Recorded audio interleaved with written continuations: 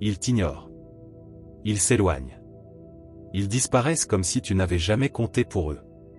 Et toi, bien sûr, tu te demandes ce que tu as fait de mal. Spoiler, probablement rien. Mais tu continues d'y penser, comme si réfléchir davantage pouvait changer quelque chose. Ce ne sera pas le cas. C'est ici que la philosophie stoïcienne entre en jeu. Non pas pour te rendre froid ou insensible, mais pour t'aider à arrêter de mendier de l'attention là où il n'y en a plus. Parce que soyons honnêtes, veux-tu vraiment convaincre quelqu'un de rester? Aujourd'hui, tu vas découvrir une manière de réagir qui désarme, une attitude qui te rend le contrôle. Et oui, elle peut même amener la personne qui est partie à commencer à remettre en question sa décision. Reste bien attentif, car ce qui va suivre n'est pas ce que tu attends. Et cela pourrait complètement changer la manière dont les autres te voient, et la manière dont tu te vois toi-même. Mais avant de commencer, si tu trouves ces vidéos utiles, je t'encourage à t'abonner et à activer les notifications pour rester informé des prochaines publications. Commençons. Chapitre 1. Accepter la réalité sans résister. Il y a un moment précis. Un moment exact que tu n'as peut-être pas su identifier sur le moment, mais qu'en regardant en arrière tu reconnais parfaitement. Le moment où quelque chose a changé. Une personne qui était présente, ne l'est plus. Il n'y a pas eu de conversation. Il n'y a pas eu d'explication. Seulement un silence qui a grandi peu à peu. Un message resté sans réponse. Une présence qui s'est dissoute, comme du sucre dans l'eau. Sans avertissement. Sans adieu. Et toi, là, à regarder ton téléphone. À relire les conversations. À chercher l'erreur. Le moment exact où tout s'est brisé. C'est là que le problème commence. Parce que lorsque quelque chose change, la première réaction de l'esprit est de le nier. Et nier ne signifie pas seulement dire « cela n'est pas en train d'arriver ». Nier, c'est aussi continuer à se comporter comme si rien n'avait changé. Continuer à écrire. Continuer à attendre comme avant. Continuer à investir ton énergie dans un endroit où il n'y a déjà plus rien à recevoir. Ce n'est pas de la loyauté. C'est de la résistance. Et la résistance a un coût très élevé. Parlons un instant de ce coût, car il mérite d'être compris. Lorsque tu résistes à la réalité, tu ne dépenses pas seulement ton énergie dans quelque chose qui ne changera pas. Pendant que tu regardes vers le passé, vers ce qui était, vers ce que tu aurais voulu que ce soit, tu cesses de voir ce qui se passe ici et maintenant. Ta vie continue d'avancer, sans que tu y sois réellement présent. Et cela, multiplié par des jours, des semaines ou des mois, devient extrêmement coûteux.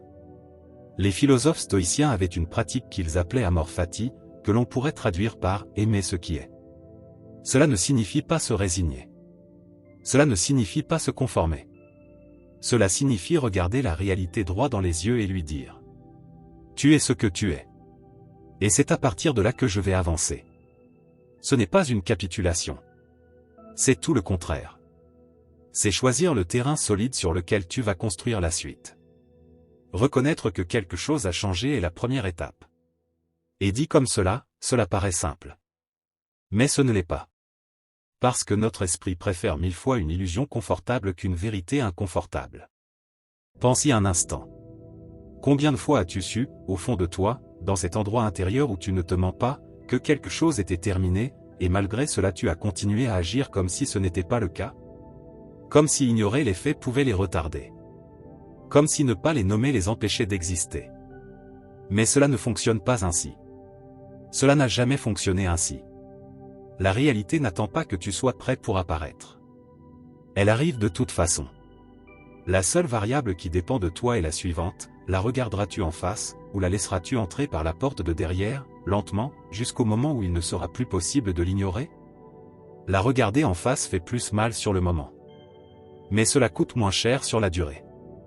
Ne cherche pas des explications immédiates. Cela aussi fait partie de la résistance, vouloir tout comprendre maintenant, fermer le cercle aujourd'hui, connaître la raison avant la fin de la nuit. La réalité ne fonctionne pas ainsi.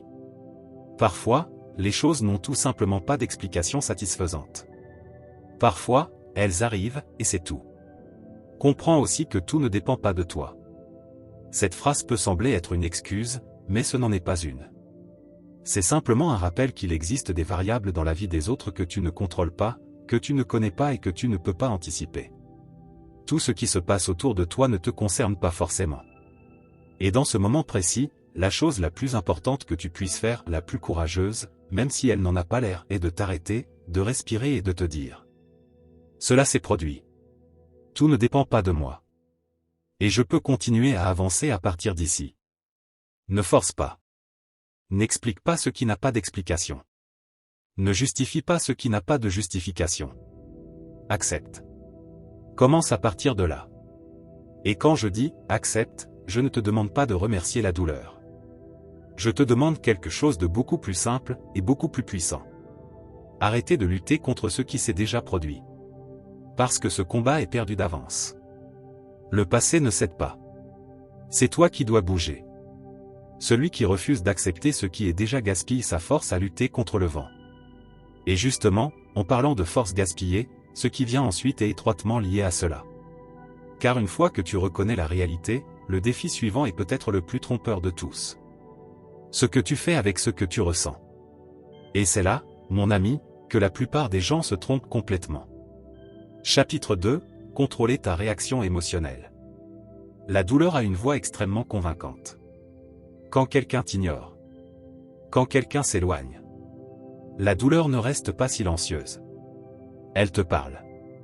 Elle te pousse à faire quelque chose, à réagir, à dire ce que tu penses. À envoyer ce message. À faire comprendre à l'autre que tu sais ce qui est en train de se passer. Et à ce moment-là, agir donne l'impression d'avoir du pouvoir. Du contrôle. Comme si, au moins, tu faisais quelque chose. Mais il existe une différence énorme entre réagir et agir. Et cette différence change tout. Imagine une cocotte minute. La pression monte. Si tu ne sais pas la gérer, elle explose.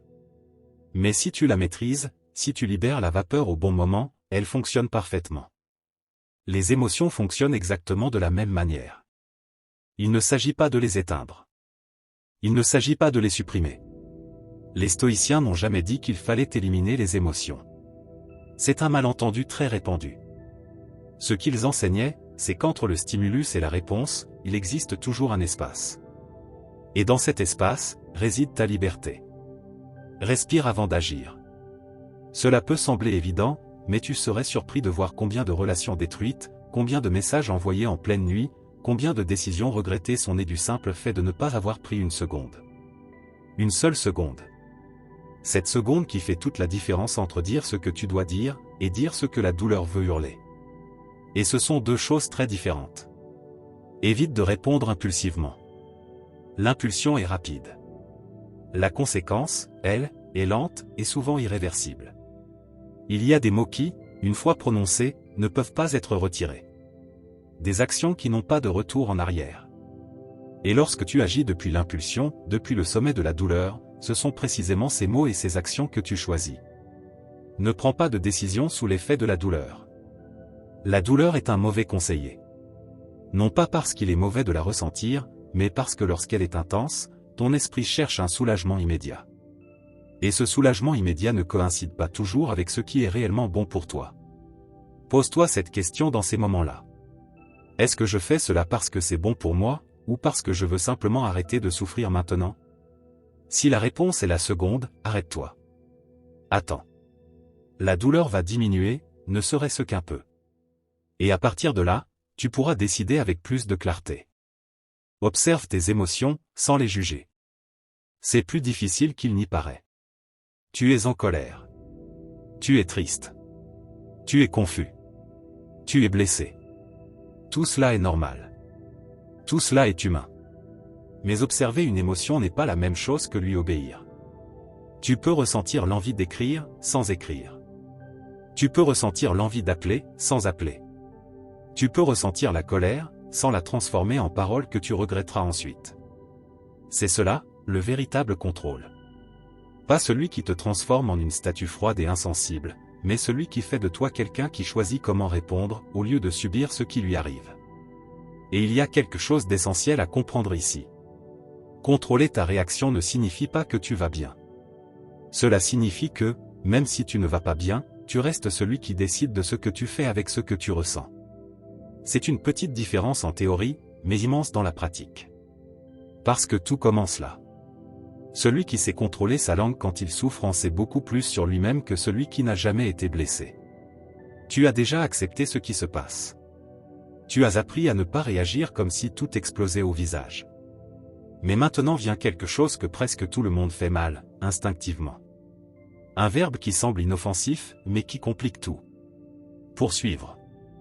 Oui, poursuivre. Ce réflexe si humain, si compréhensible, mais tellement coûteux.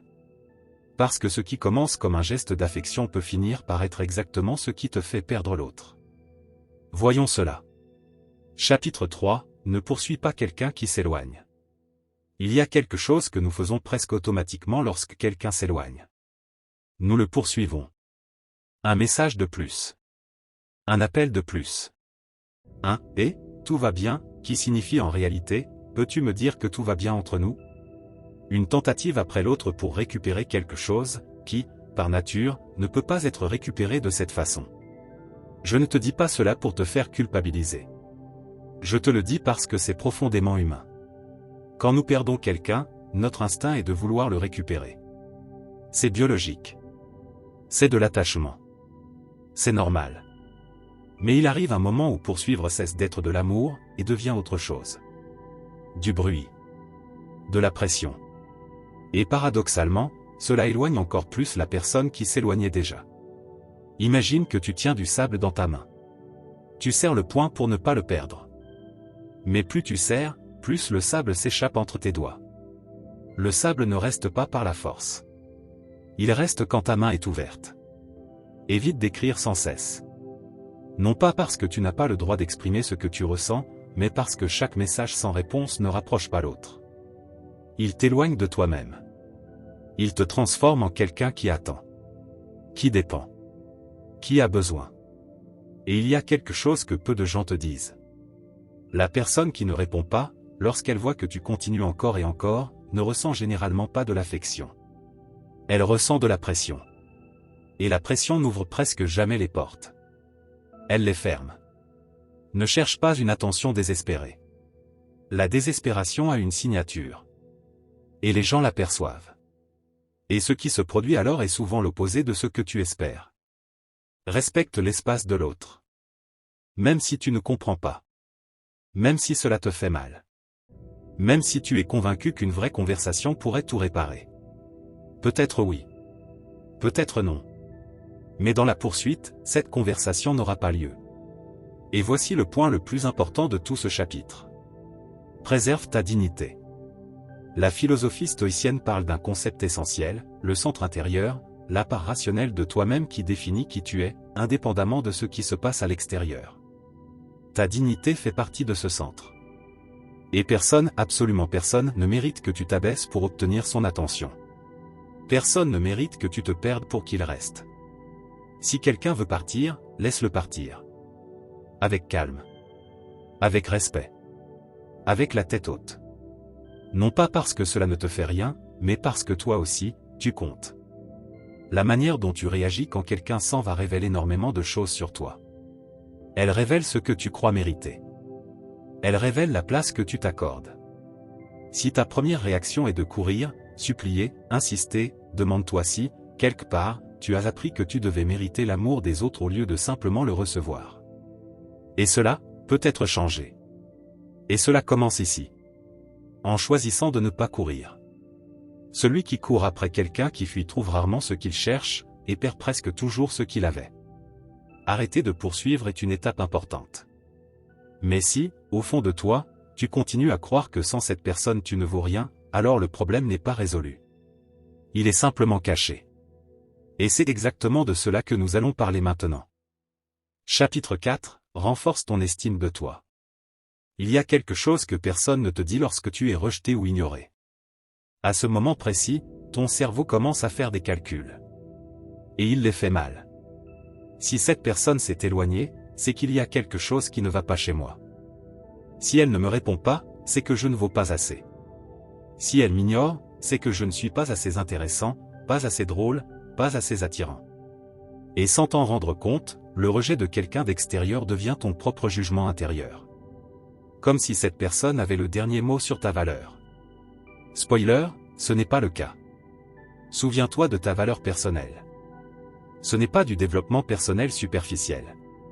Je ne te demande pas de te regarder dans le miroir en te répétant que tu es parfait. Je te demande quelque chose de beaucoup plus profond. Te souvenir de qui tu es, au-delà de cette situation. Ce que tu as construit. Ce que tu as surmonté. Ce que tu as à offrir. Rien de tout cela ne disparaît parce que quelqu'un ne t'appelle pas. Ne te définis pas par le rejet. Le rejet est une information. Il peut te dire que tu n'es pas compatible avec cette personne. Il peut te montrer que cette relation n'avait pas de fondation solide.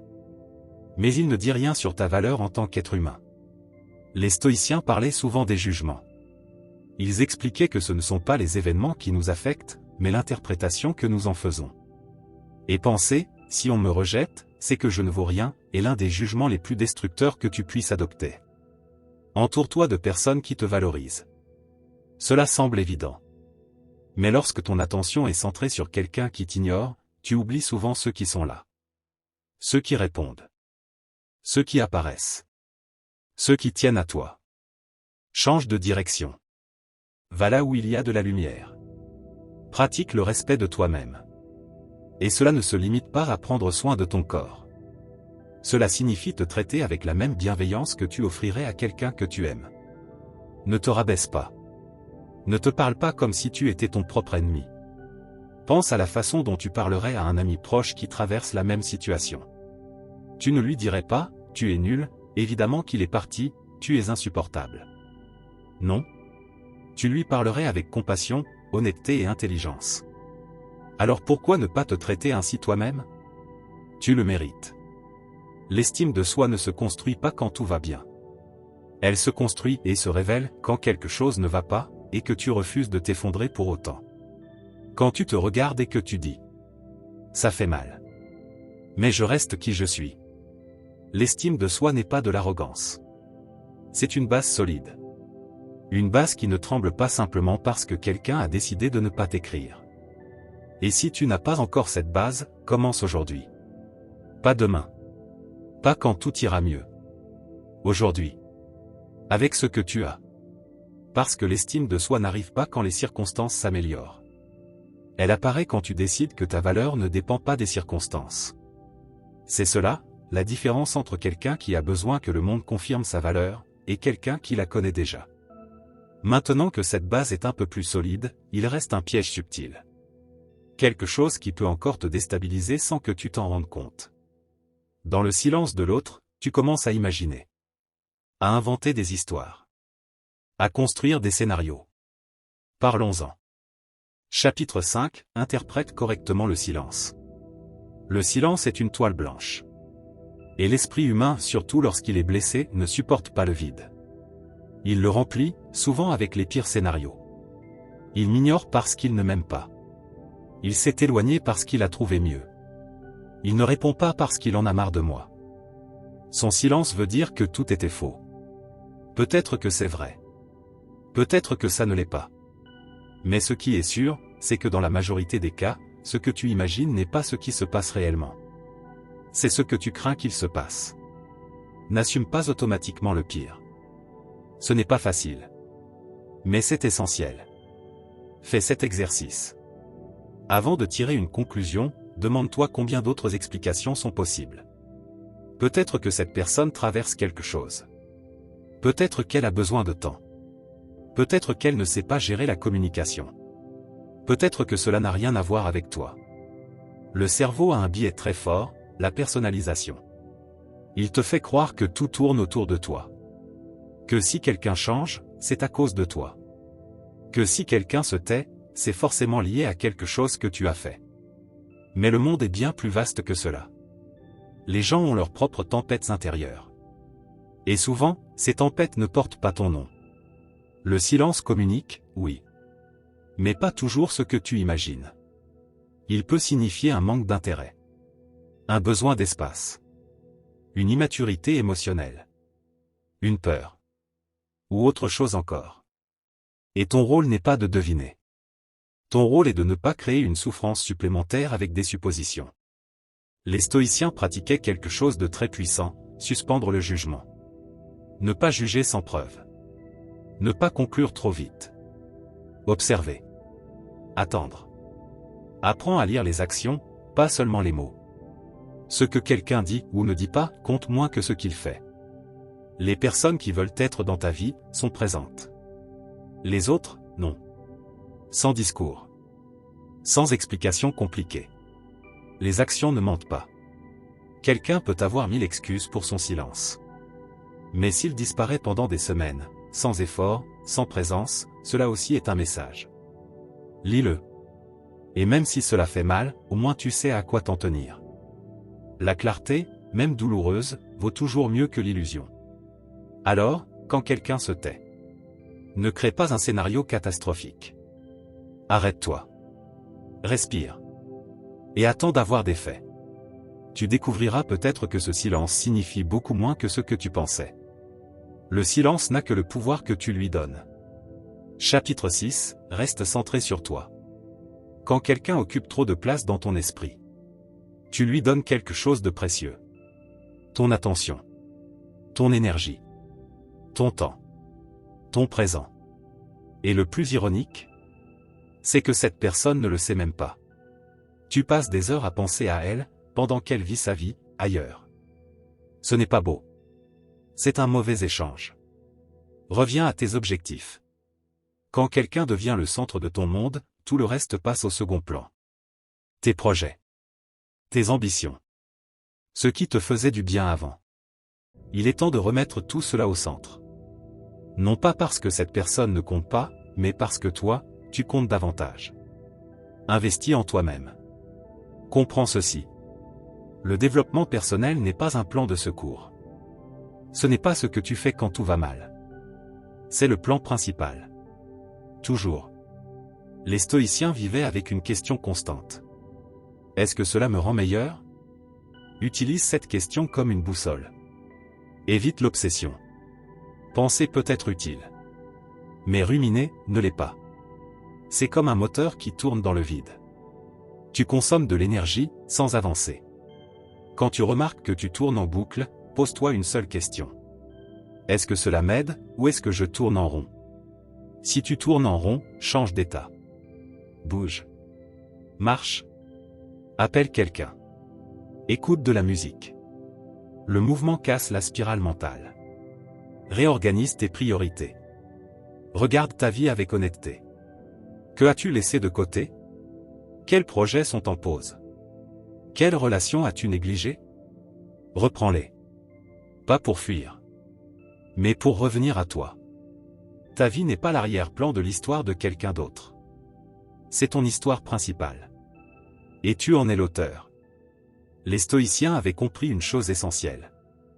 La seule vie que tu peux réellement vivre, c'est la tienne.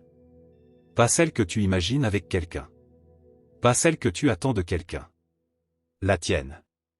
Construite par tes décisions, ton attention, tes actions. Reviens à cela. C'est là que tu dois être. Celui qui vit constamment tourné vers les autres oublie de vivre sa propre vie. Rester centré sur toi est essentiel. Mais il reste un dernier piège. Un piège silencieux. Il concerne ce que tu acceptes. Tes limites. Parce que si tu ne les définis pas, quelqu'un d'autre le fera à ta place. Chapitre 7, établis des limites saines. Les limites ne sont pas des murs.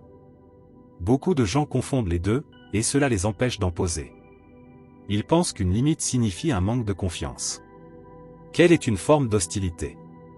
Que imposer des limites, c'est être froid, difficile ou peu affectueux. Rien n'est plus faux. Une limite est simplement une ligne. Une ligne qui sépare ce que tu acceptes de ce que tu refuses. C'est une carte de ce qui te fait du bien, et de ce qui ne t'en fait pas. C'est du respect envers toi-même, exprimé en mots ou en actions. N'accepte pas l'indifférence. C'est sans doute l'une des limites les plus difficiles à poser. Parce que l'indifférence est subtile. Il n'y a pas de cri. Pas d'agression. Seulement une absence. Une froideur. Cette sensation que ta présence ne change rien. Et pourtant, cela fait mal. Et cela mérite une limite. Définis ce que tu es prêt à tolérer. Cela demande de l'honnêteté. Pas ce que tu crois devoir accepter. Pas ce que les autres considèrent comme normal. Mais ce que, au fond de toi, tu sais être douloureux. Les stoïciens distinguaient ce qui dépend de nous, et ce qui ne dépend pas de nous. Ce qui dépend de toi, tes jugements, tes actions, tes réactions est la seule chose sur laquelle tu as un véritable contrôle. Et poser des limites, c'est précisément cela. Décider de ce qui dépend de toi. Communique tes limites si nécessaire. Tu n'as pas toujours besoin de t'expliquer. Mais parfois, oui. Et quand tu le fais, fais-le avec calme. Pas avec colère. Avec clarté. Ce qui se passe ne me convient pas. J'ai besoin que cela change. Simple. Direct. Tu n'as pas besoin d'un long discours. Une phrase dite avec sérénité a plus de poids que 10 phrases dites dans la frustration. La sérénité envoie un message puissant. Tu connais ta valeur. Et tu refuses moins que cela. Et il y a quelque chose d'essentiel à comprendre. Les limites ne sont pas seulement pour les autres. Elles sont aussi pour toi. Parce que parfois, le problème n'est pas que les autres te traitent mal. C'est que tu t'es habitué à te traiter mal toi-même. À accepter moins que ce que tu mérites. À rester là où tu ne devrais pas. À te justifier sans cesse. Les limites saines commencent à l'intérieur. Éloigne-toi si elles ne sont pas respectées. C'est probablement l'étape la plus difficile. Parce que partir donne l'impression de perdre. Mais quitter ce qui te fait du mal, ce n'est pas perdre. C'est gagner. C'est te choisir. Une limite qui n'est pas respectée n'est pas une limite. C'est une suggestion d'ignorer. Et rester dans un endroit où tes limites sont constamment ignorées. Ce n'est pas de la loyauté. C'est te perdre, lentement. Savoir jusqu'où tu peux aller. Savoir ce que tu acceptes, et ce que tu refuses. Cela ne te rend pas difficile. Cela te rend intègre. Et il y a un paradoxe intéressant. Plus tes limites sont claires, plus tes relations deviennent simples. Parce qu'il n'y a plus d'ambiguïté. Plus de frustration accumulée. Les autres savent à quoi s'en tenir avec toi. Et ceux qui restent, après avoir compris tes limites, sont ceux qui méritent réellement d'être là. Celui qui ne connaît pas ses propres limites finit toujours par vivre dans celles des autres. Tu as posé des limites. C'est bien. Mais maintenant, il y a quelque chose que tu ne peux pas éviter. Quelque chose qui, parfois, fait encore plus mal que tout le reste. Tout ce que tu as vécu, contient une leçon. Et si tu ne la prends pas, tu paieras à nouveau le prix. Chapitre 8, apprends de l'expérience. Les expériences douloureuses ont mauvaise réputation. Et c'est compréhensible. Elles font mal. Tu ne les choisis pas. Elles arrivent sans prévenir, et restent plus longtemps que tu ne le voudrais. Mais elles contiennent quelque chose de précieux. Quelque chose que tu ne trouveras nulle part ailleurs. Une vérité sur toi-même. Sur les relations. Sur ce que tu veux vraiment. Et cette vérité n'apparaît souvent que lorsque quelque chose se brise. Réfléchis, sans te blâmer. C'est un équilibre délicat. Réfléchir est nécessaire. Se culpabiliser ne l'est pas. La réflexion te dit. Ici, j'aurais pu faire autrement. Là, j'ai pris une décision qui ne m'a pas servi. À ce moment-là, je me suis ignoré. La culpabilité, elle, te dit. Je suis nul. Je gâche toujours tout. Je ne change jamais. La réflexion ouvre des portes. La culpabilité les ferme. Identifie les schémas dans tes relations. C'est plus important que tu ne le penses. Souvent, ce n'est pas une question de malchance. C'est que tu reproduis les mêmes dynamiques. Les mêmes signaux d'alerte ignorés. Les mêmes besoins non exprimés. Les mêmes silences, au moment où tu aurais dû parler. Voir ces schémas n'est pas une punition. C'est une opportunité de changer. Les stoïciens voyaient les épreuves comme un entraînement. Un moyen de se comprendre et de progresser. Une expérience douloureuse bien intégrée devient une ressource puissante. Demande-toi. Qu'est-ce que cette situation m'a appris? Sur ce que je veux dans une relation. Sur ma manière de réagir face à l'insécurité. Sur les moments où je donne trop, ou pas assez. Utilise cette expérience. Pas pour te définir comme une victime. Mais pour évoluer. Pour que la prochaine version de toi-même arrive plus forte, plus claire, plus consciente. La douleur que tu as vécue n'est pas inutile. à condition que tu en fasses quelque chose. Survivre à une expérience ne suffit pas. Il faut, une fois que la douleur diminue, la regarder en face et se demander: qu'est-ce que cela m'a apporté? En quoi cela m'a changé? Qu'est-ce que je ferais différemment? Les réponses à ces questions valent plus que n'importe quel conseil extérieur. Parce qu'elles viennent de ton vécu. Et personne ne connaît ton histoire mieux que toi. On n'apprend jamais vraiment de ce qui ne nous a rien coûté. Les blessures qui cicatrisent bien enseignent plus que 1000 livres. Tu as appris. Mais il reste un piège subtil. Même après tout cela, tu peux continuer à chercher chez les autres une validation. À attendre qu'ils te confirment que tout va bien. À chercher à l'extérieur, ce qui ne peut venir que de l'intérieur. Et c'est exactement ce dont nous allons parler ensuite. Parce que l'indépendance émotionnelle est l'un des concepts les plus mal compris. Beaucoup la confondent avec la froideur, la distance, le fait de n'avoir besoin de personne. Alors qu'en réalité, c'est tout le contraire. Continue d'écouter. Chapitre 9, pratique le détachement émotionnel. Il existe un mot qui sonne très bien en théorie, mais qui, en pratique, est extrêmement difficile. Le détachement. Et avant que tu ne penses qu'il s'agit de devenir une personne froide, sans émotion, qui n'a besoin de personne et vit isolée du monde, ce n'est pas cela. Ça, c'est de l'isolement déguisé. Le détachement dont nous parlons ici est tout autre chose. C'est la capacité d'aimer sans dépendre. De se connecter sans s'attacher au point de se perdre. De donner, sans exiger de recevoir exactement la même chose, au même moment, de la même manière. Ne dépend pas de la validation extérieure. C'est le cœur du problème. Tant que ton bien-être dépend de ce que les autres pensent de toi, de s'ils te répondent ou non, de s'ils t'approuvent ou t'ignorent. Tu construis ta stabilité sur un terrain qui ne t'appartient pas. Et ce terrain peut bouger à tout moment. Comprends que les gens changent. Cela semble évident, mais quand une relation évolue, on l'oublie complètement. Une personne qui t'a aimé intensément peut, avec le temps, changer de besoin, de direction, de priorité. Non pas parce que ce que vous avez vécu était faux. Mais parce que le temps transforme tout le monde.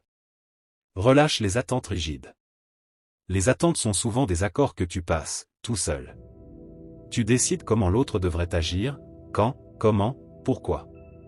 Et lorsqu'il ne correspond pas à ce scénario, tu te sens trahi. Mais personne n'a signé ce contrat avec toi. Relâcher les attentes ne signifie pas ne rien attendre. Cela signifie comprendre que les autres sont libres. Et que leur manière de t'aimer peut être différente de celle que tu avais imaginée. Les stoïciens pratiquaient un exercice appelé premeditatio malorum. Anticiper que les choses peuvent changer. Que les gens peuvent partir. Que rien n'est permanent. Pas pour vivre dans la peur. Mais pour ne pas être brisé lorsque la réalité arrive. Et il y a quelque chose de profondément beau dans cette idée. Quand tu comprends que rien ne dure éternellement. Chaque moment devient plus précieux. Plus réel. Plus présent. Non pas parce que tu vas le perdre, mais parce que sa valeur vient justement de son impermanence. Trouve ta stabilité en toi-même. C'est la clé de tout. Pas en te fermant. Pas en cessant d'aimer. Mais en développant un centre intérieur solide. Un espace en toi qui ne dépend pas de la présence ou de l'absence de quelqu'un. Ce centre ne se construit pas en un jour. Mais il commence à se former dès que tu décides de le chercher. Et chaque épreuve que tu traverses, sans t'effondrer complètement, le rend plus fort. Le détachement émotionnel ne signifie pas aimer moins. Il signifie aimer autrement. Depuis l'abondance, pas depuis le manque. Depuis la sécurité, pas depuis la peur. Et cela change complètement la qualité de tes relations. Parce que lorsque tu n'as plus besoin que quelqu'un comble un vide, tu peux enfin voir cette personne telle qu'elle est. Et la choisir ou non en toute lucidité.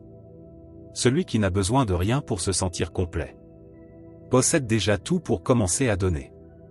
Et maintenant que ce centre en toi est plus clair, il est temps de passer à l'action. Chapitre 10, avance avec fermeté. Il y a des personnes qui collectionnent les blessures. Pas consciemment. Personne ne choisit cela. Mais elles restent attachées à leur douleur. Elles les racontent, les revisitent, les utilisent pour définir qui elles sont. Je suis comme ça à cause de ce que j'ai vécu. Depuis ce moment-là, je ne peux plus faire confiance. Je ne suis plus capable de. Et oui, c'est compréhensible. Les blessures marquent. Mais arrive un moment où la blessure cesse d'être une explication. Et devient une excuse. Une raison de ne pas avancer. Ne reste pas bloqué dans le passé. Le passé est le seul endroit où tu ne peux rien changer. Il est déjà arrivé. Il est terminé. En revanche, ce que tu fais maintenant est encore entre tes mains. Et rester accroché à ce qui n'existe plus, c'est gaspiller ce que tu as de plus précieux, le présent. Ouvre-toi à de nouvelles personnes. Cela ne signifie pas oublier. Cela ne signifie pas trahir ce que tu as vécu. Cela signifie comprendre que ta vie ne s'arrête pas avec une personne. Il y aura d'autres conversations. D'autres rires. D'autres liens. Si tu gardes la porte fermée par peur de souffrir, tu ne te protèges pas. Tu te prives. Fais confiance au processus. Même si cette phrase est devenue banale, elle contient une vérité profonde. Tout ne fait pas sens immédiatement. Les pièces ne s'assemblent pas toujours sur le moment. Mais avec le temps, la perspective change. Et souvent, ce qui te semblait être le pire moment de ta vie devient ce qui t'a permis d'arriver là où tu es.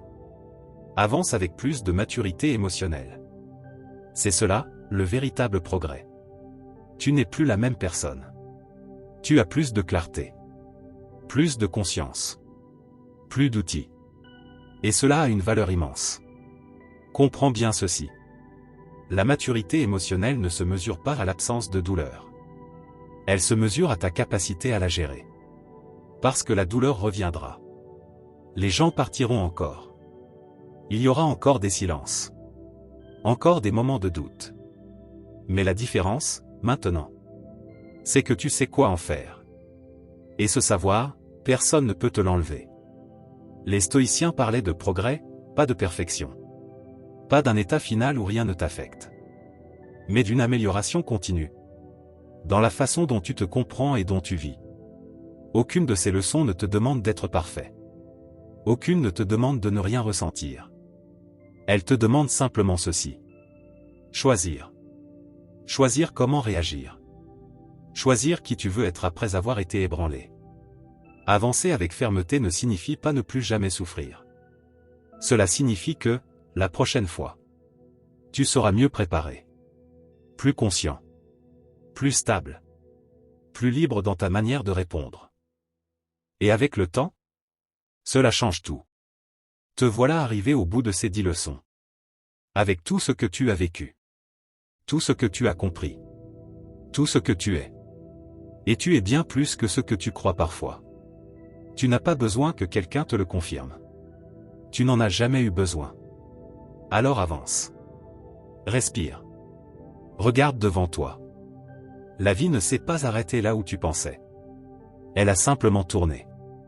Et ce qu'il y a après ce virage, tu ne le connais pas encore. Mais une chose est sûre maintenant. Tu sais qui tu es. Et cela suffit pour recommencer. Celui qui apprend à avancer sans attendre d'applaudissements, a déjà gagné la bataille la plus importante.